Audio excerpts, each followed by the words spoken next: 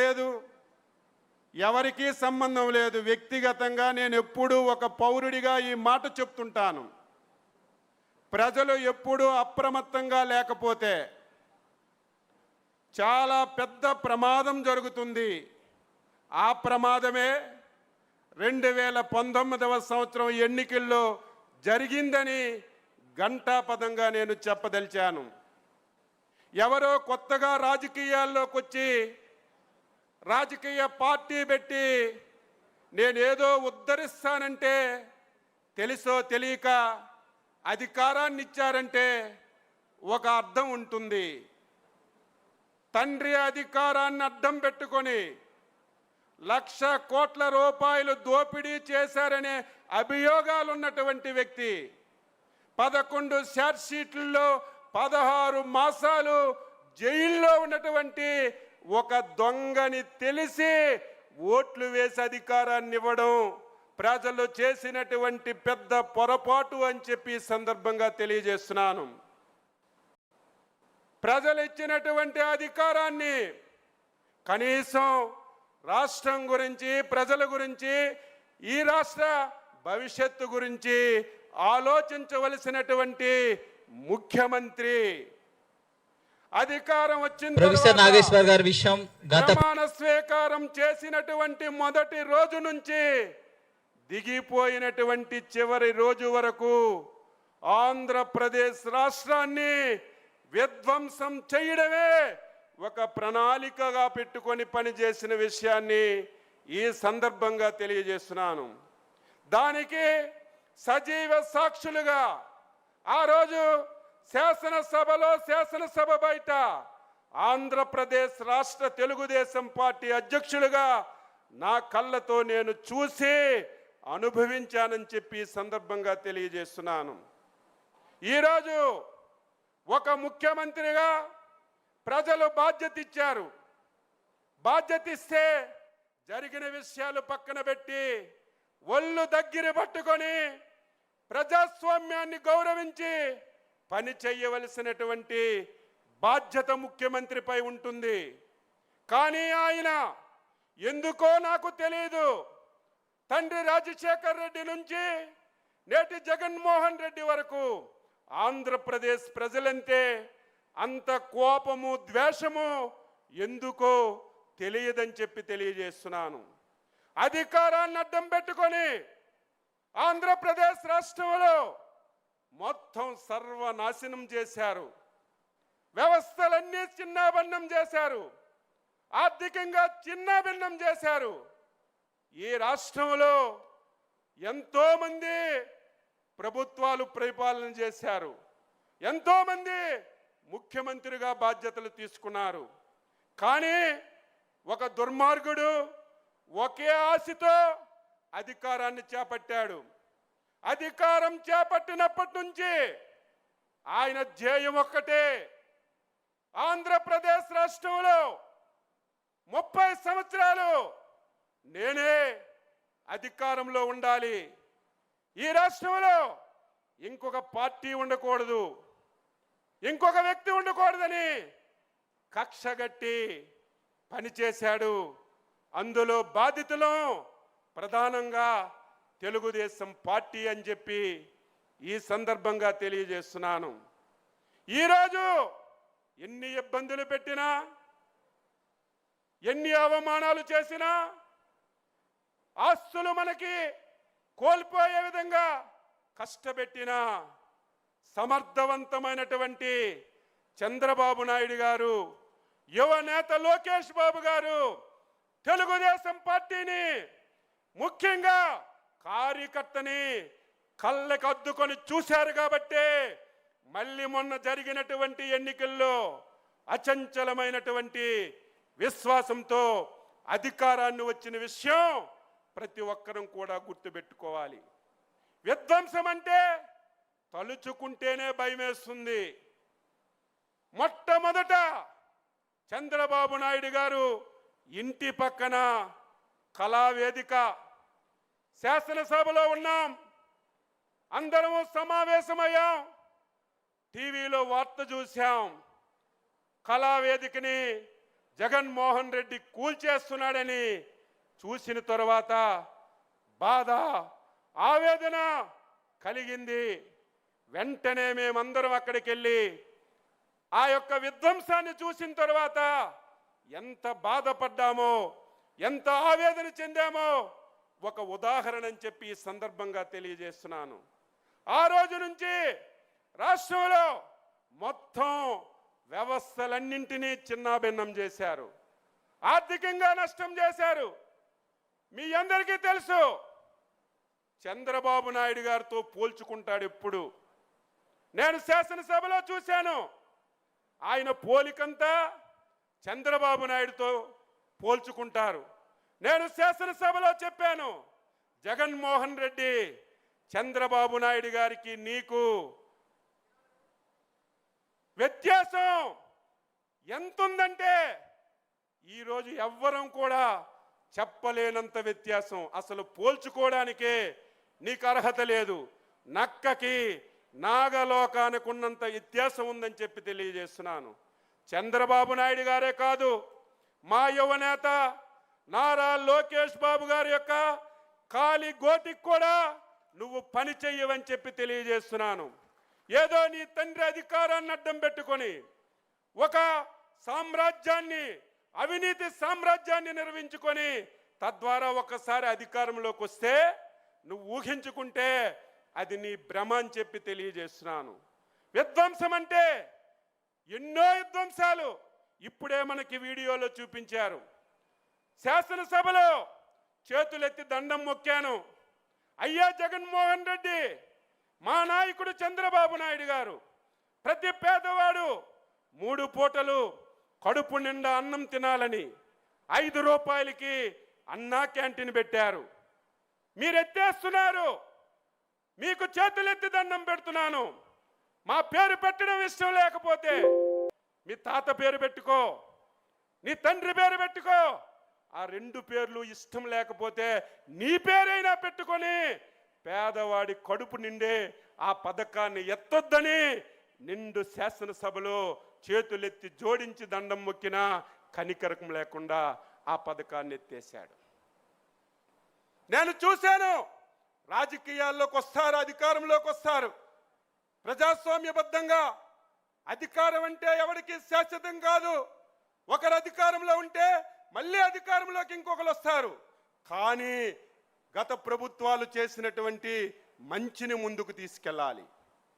ఒకవేళ నీకు ఇంకా ఏదైనా సరే కొత్తగా చెయ్యాలంటే ఆ పథకాలు అమలు చేయడానికి ప్రయత్నం చేయాలి. కానీ 5 సంవత్సరాలు జరిగింది ఏమిటంటే, ఇది చంద్రబాబు నాయుడు గారు చేశారు.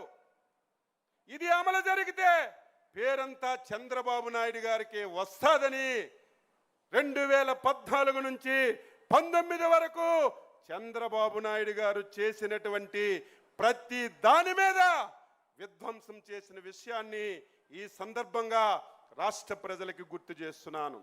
అమరావతి రాజధాని, పోలవరం, చాలా మంది మాట్లాడారు పరిశ్రమల గురించి.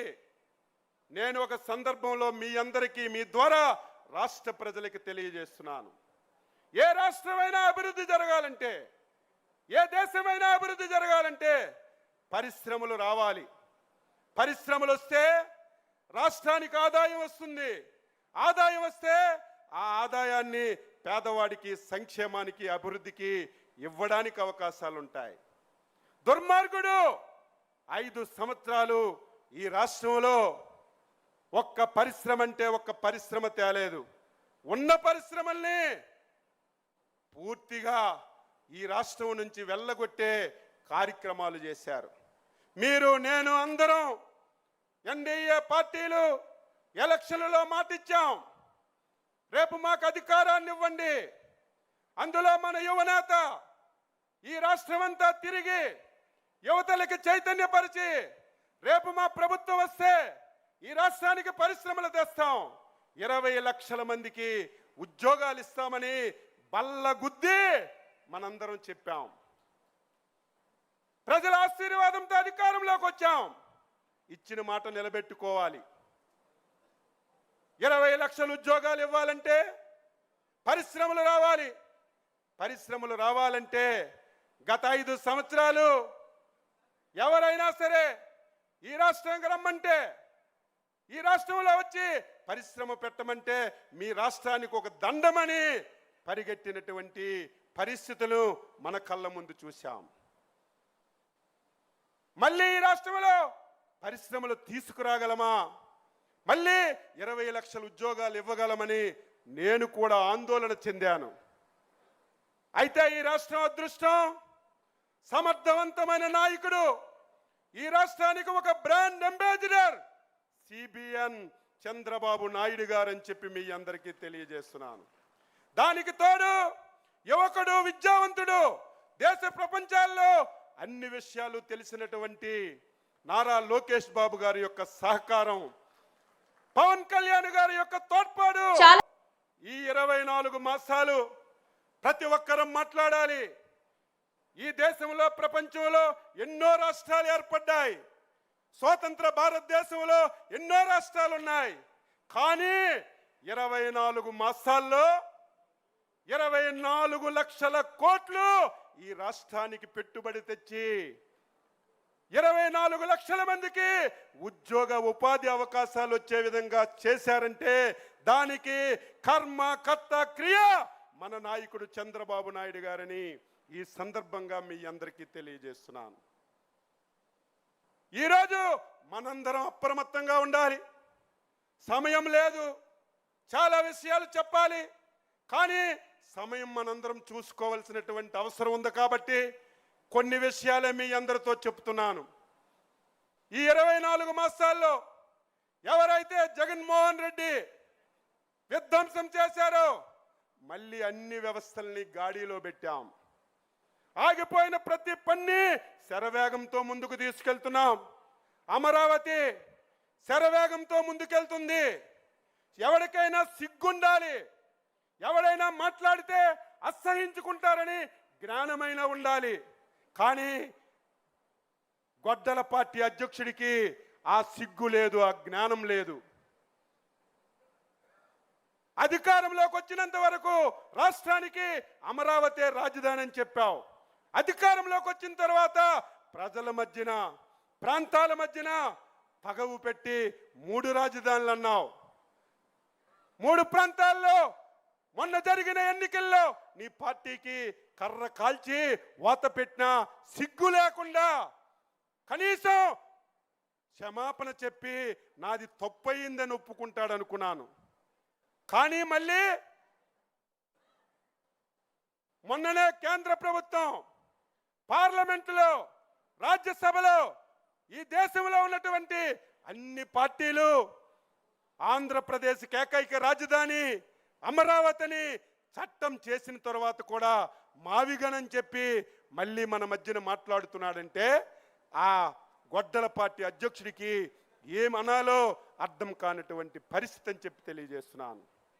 పోలవరాన్ని గాడిలో పెట్టాం. ఉదయమే మా నరేంద్ర మాట్లాడాడు.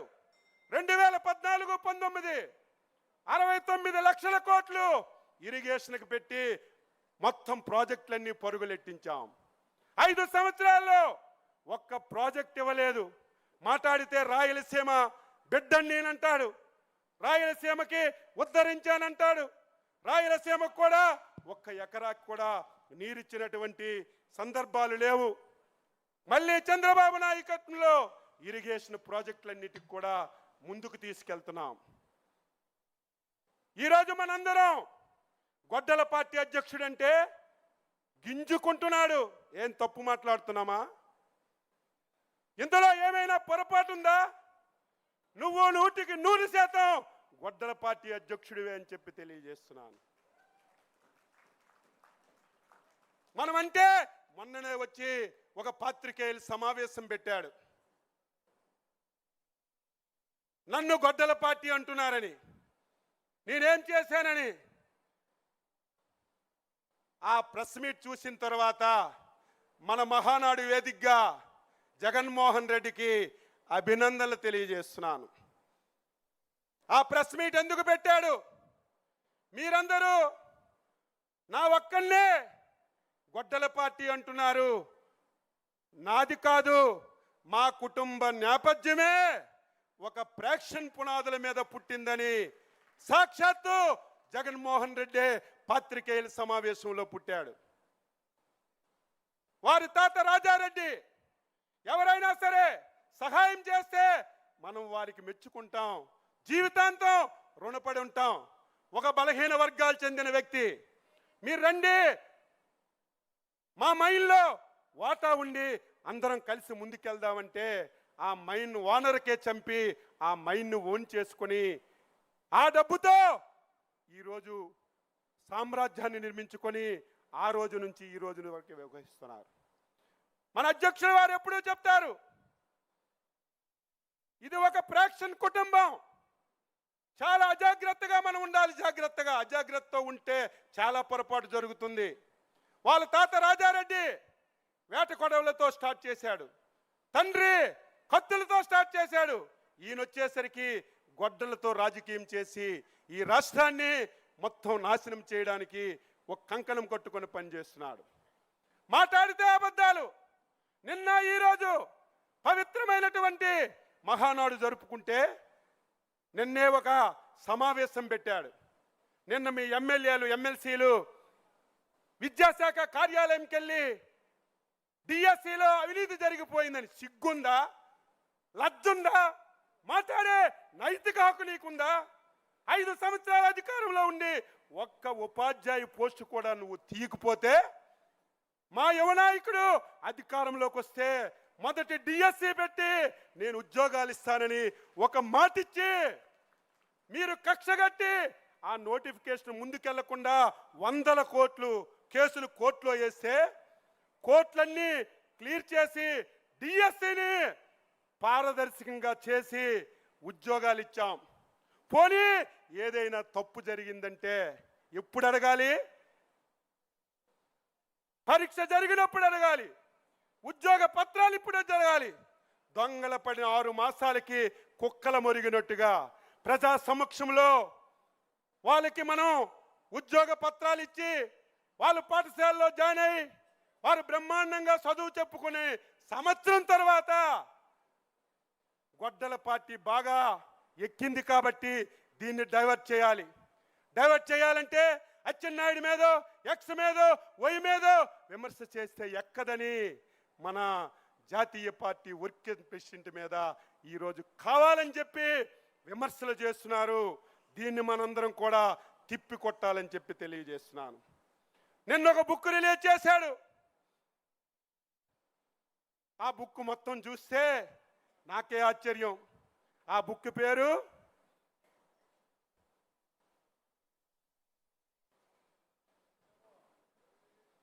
వెన్నుపోటు. ఆ మాట నీకే వర్తిస్తుంది. ఒక్క ఉదాహరణ మీ అందరికీ చెప్తున్నాను. జగన్మోహన్ రెడ్డి కుటుంబం ఏ విధంగా ఉండేదో మీకు తెలుసు. కనీసం బతకడానికి కూడా అవకాశం లేని పరిస్థితిలో కాంగ్రెస్ పార్టీని ఉపయోగించుకొని సోనియా గాంధీని, రాజీవ్ గాంధీని, రాహుల్ గాంధీని ఉపయోగించుకొని నీ తండ్రి ముఖ్యమంత్రి పదవి పొందాడు. అది గుర్తుపెట్టుకో.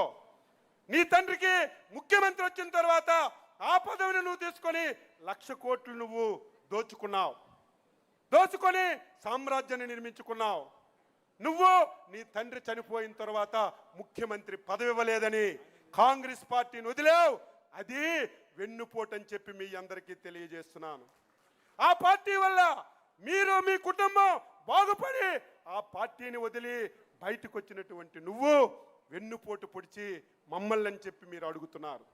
ఈరోజు ఎలక్షన్ మేనిఫెస్టో గురించి మాట్లాడుతున్నావు. ఏముంచావు ఈ రాష్ట్రంలో? 5 సంవత్సరాలు ఈ రాష్ట్రంలో ఏమైనా ఉంచావా?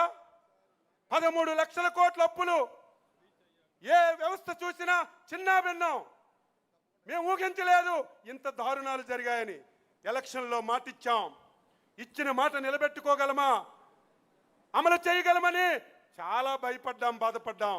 కానీ సమర్థవంతమైన నాయకుడు చంద్రబాబు నాయుడు గారు, కేంద్రంలో మోడీ గారు సహకారం తీసుకొని మీరు నేను ఎవ్వరూ ఊహించిన విధంగా 2 సంవత్సరాల్లో సూపర్ 6 అని చెప్పి ప్రతి హామీని అమలు చేసి సూపర్ హిట్ చేసిన విషయాన్ని ప్రతి ఒక్కరు కూడా గుర్తుపెట్టుకోవాలి. నీకు అసలు మేనిఫెస్టో గురించి అడిగే నైతిక హక్కుందా? సిపిఎస్ రద్దని మొదటి సంతకం పెడతానన్నావు, ఈరోజు నువ్వు దానికి ఆన్సర్ చేయి.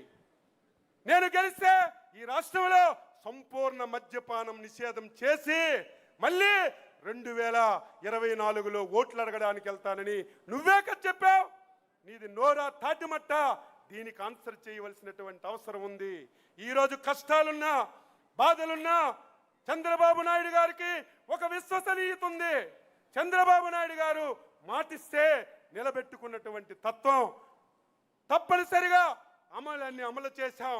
రేపు భవిష్యత్తులో ఒక పైసా వస్తే ఆ పైసా పేదవాడికే పంచడానికి, ఈ రాష్ట్రానికి మేలు చేయడానికి అహర్నిశలు కృషి చేస్తున్నటువంటి చంద్రబాబు నాయుడు గారికి మనందరం సహకరించాలి.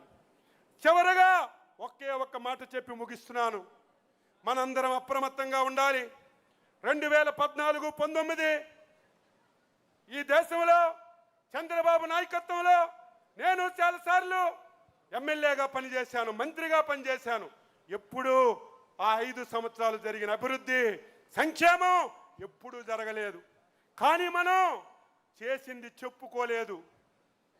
చేసిన అభివృద్ధి సంక్షేమం చెప్పుకోలేక వాడు చెప్పిన అబద్ధాలు ప్రజలు నమ్మి 2019లో మనకి నష్టం జరిగింది. జగన్మోహన్ రెడ్డి, ఈసారి నీకు ఆ ఛాన్స్ ఇవ్వమని చెప్పి తెలియజేస్తున్నా. నువ్వు ఒకటి చెప్తే 2 చెప్తాం, 2 చెప్తే 3 చెప్తాం. అది కూడా నీలాగా అబద్ధాలు కాదు, వాస్తవాలు. చేసిన పనులు ప్రజలకు చెప్పి చైతన్యపరిచి మళ్ళీ జీవితంలో ఈ రాష్ట్రంలో వైసీపీ పార్టీ జగన్మోహన్ రెడ్డి పాతాళానికి పాతి పెట్టి శబాష్ తెలుగుదేశం, శబాష్ పసుపు జెండాని నిలబెట్టుకుంటామని చెప్పి మీ అందరికీ తెలియజేస్తూ విధ్వంసం నుంచి వికాసం వరకు తీసుకెళ్తున్నాం. రేపు భవిష్యత్తులో ఆంధ్రప్రదేశ్ రాష్ట్రాన్ని ఈ దేశంలో ఒక అగ్రగామిగా నిలబెట్టడానికి మనందరి సహకారంతో చంద్రబాబు నాయుడు గారు, యువనేత లోకేష్ బాబు గారు కలిసి ఈ రాష్ట్రాన్ని ముందుకు తీసుకెళ్తారని ఈ సందర్భంగా తెలియజేస్తూ ఈ అవకాశం ఇచ్చినటువంటి అధ్యక్షుల వారికి, లోకేష్ బాబు గారికి హృదయపూర్వకంగా అభినందనలు తెలియజేస్తూ సెలవు తీసుకుంటున్నాను. జై హింద్. తెలుగుదేశం, తెలుగుదేశం, తెలుగుదేశం. చంద్రబాబు నాయకత్వం, చంద్రబాబు నాయకత్వం, చంద్రబాబు నాయకత్వం. యువ నేత నారా లోకేష్ బాబు నాయకత్వం, యువ నేత నారా లోకేష్ బాబు నాయకత్వం, యువ నేత నారా లోకేష్ బాబు నాయకత్వం. ఎన్టీఆర్, ఎన్టీఆర్, ఎన్టీఆర్. జై హింద్. Thank you. వెల్, మీ ఆవేదన ప్రతి కార్యకర్త గుండెల్లో ఉందన్నా.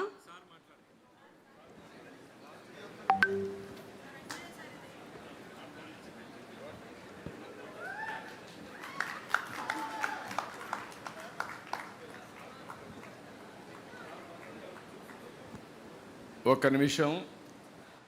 ఇక్కడ పార్టీకి